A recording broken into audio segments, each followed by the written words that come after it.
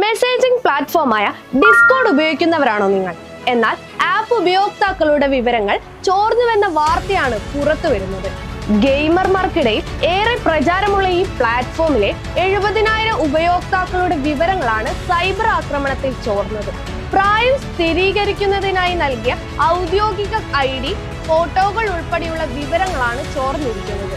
പക്ഷേ ഡിസ്കോഡ് പ്ലാറ്റ്ഫോമിനെ നേരിട്ട് ബാധിച്ച സുരക്ഷാ വീഴ്ചയല്ല ഇത്. പ്രായം സ്ഥിരീകരിക്കുന്നതുമായി ബന്ധപ്പെട്ട കാര്യങ്ങൾക്കായി ഡിസ്കോഡ് ഉപയോഗിച്ചിരിക്കുന്ന ഒരു തേർഡ് പാർട്ടി വെണ്ടറാണ് സൈബർ ആക്രമണത്തിൽ ഇരയായതെന്നാണ് റിപ്പോർട്ട്.